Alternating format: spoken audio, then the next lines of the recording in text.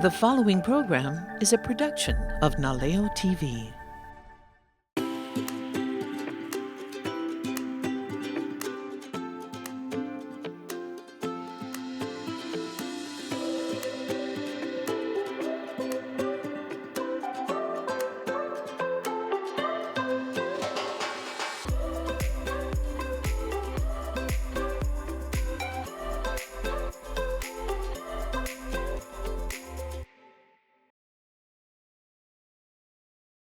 Hello, I'm Francis Kakugawa.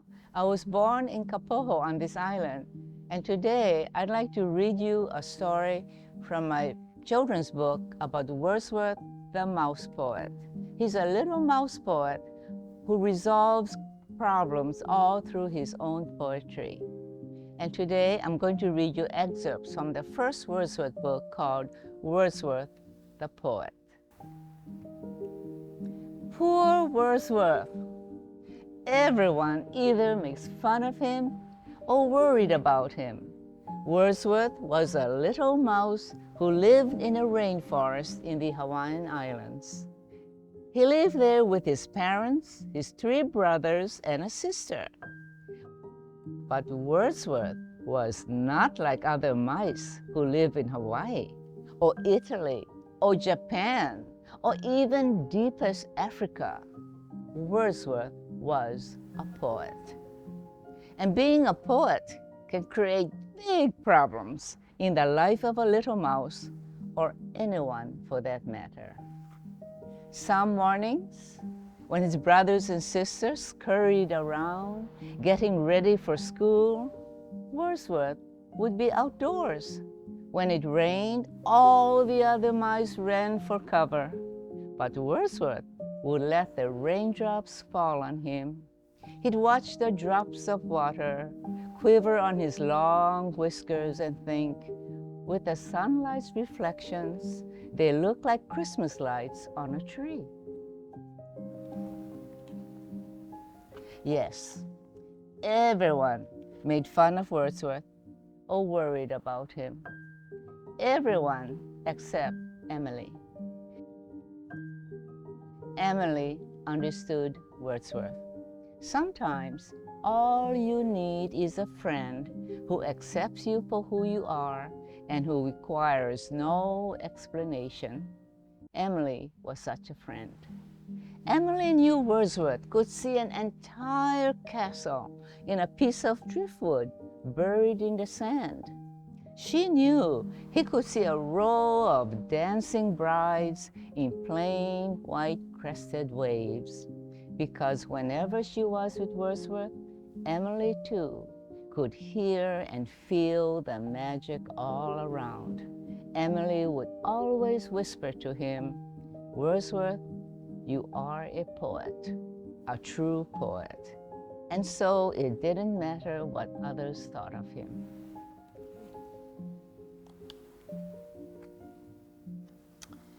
Writing poems did not help the situation in school. After the note from the teacher saying Wordsworth daydreams a lot, his parents bought him a ukulele and said, "Wordsworth, play like other children." Then his father brought home a surfboard and said, "Wordsworth, go surfing like the other children." So Wordsworth played his new ukulele and surfed, but he still continued to write about what he felt inside of him and all around him. All the mice continued to say, "Look at Wordsworth. Isn't he a strange one?" His teacher kept sending notes home to his parents. Then one November morning it began.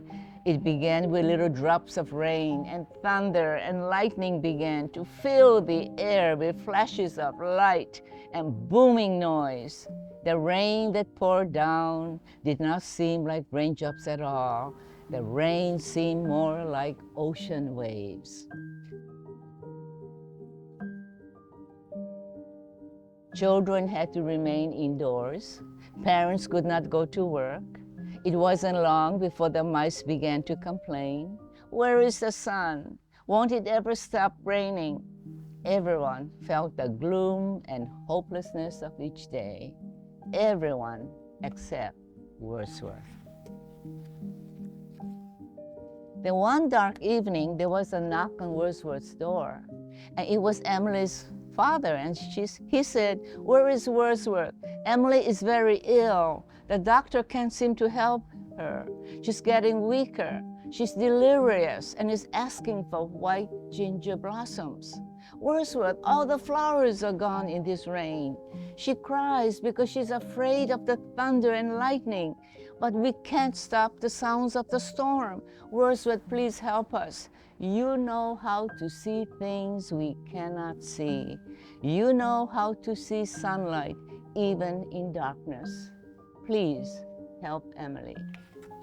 So he rushed to Emily's side and said, "Emily, remember the flowers that grew along the roadside and our promise never to pick them so others would enjoy them too?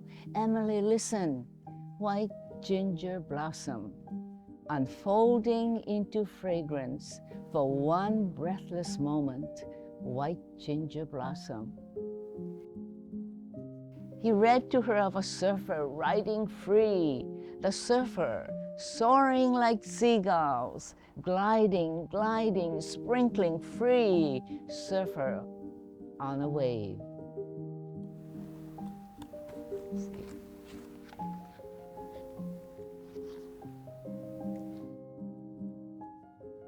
And then suddenly,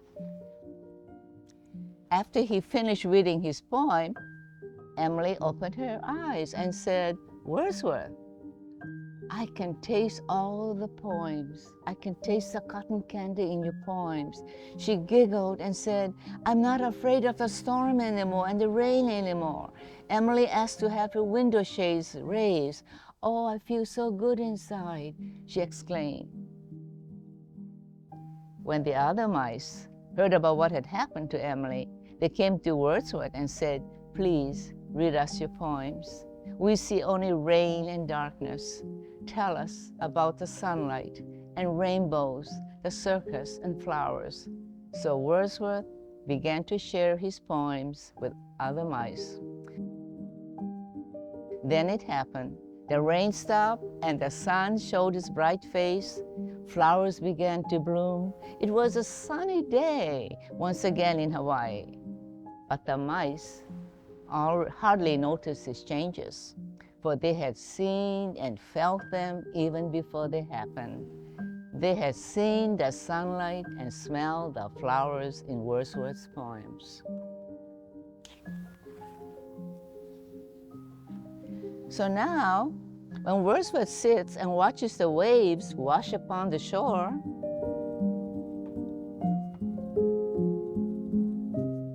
the other mice no longer shake their heads.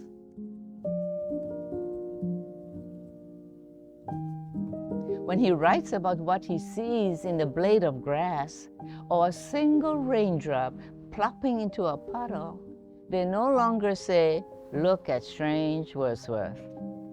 They still cannot quite understand why Wordsworth is what he is. They still can't quite understand how Wordsworth can feel and see so many things. But they no longer worry about him or make fun of him. Now they look at Wordsworth and say, "Wordsworth is a poet."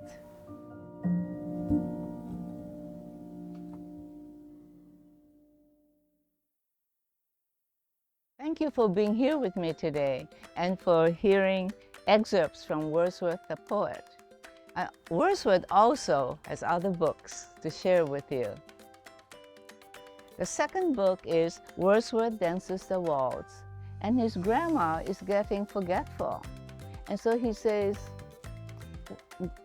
"If grandma knows my name or doesn't know my name, that doesn't matter. If she's losing her memory, she's still my grandma, isn't she?" And so each story begins with a big problem for Wordsworth. In here, it says, "Poor Wordsworth."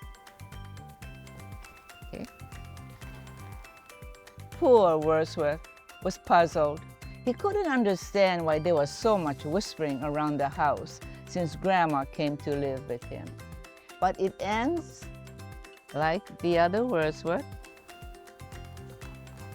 Dances with Grandma at the end, and everyone dances and said Grandma is still Grandma.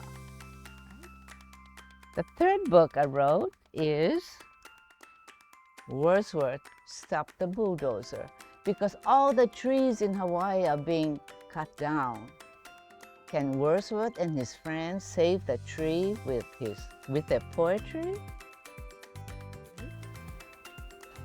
And poor Wordsworth again.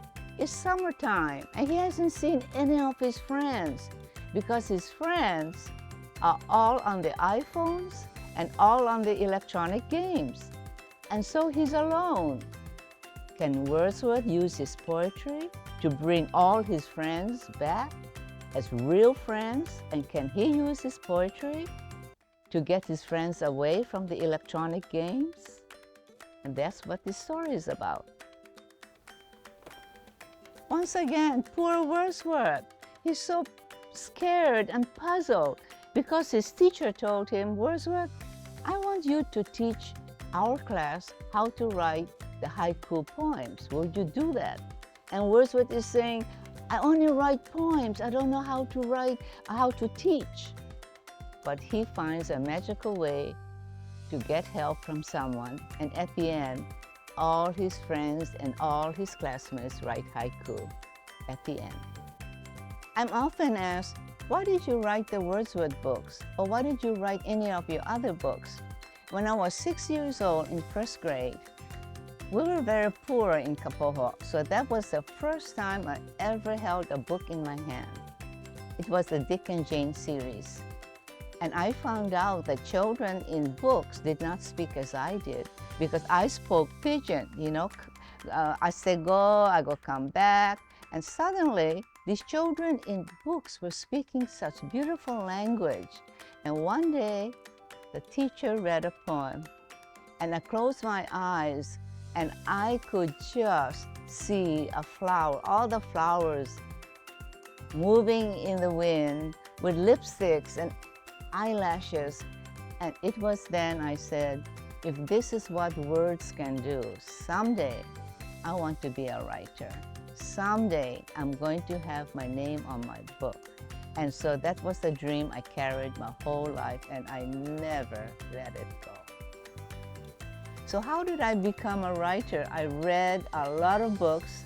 I listened to a lot of books. So keep reading and keep writing, because boys and girls and adults, there is a Wordsworth in all of us. There is a poet just crying to come out. Special mahalo to Basically Books for supporting literacy here on Hawaii Island. Naleo TV wants to encourage reading and writing in an ever-changing digital world. Reading is a fundamental skill that opens up a world of knowledge, imagination, and personal growth. Mahalo for tuning in to this episode of Island Storybook.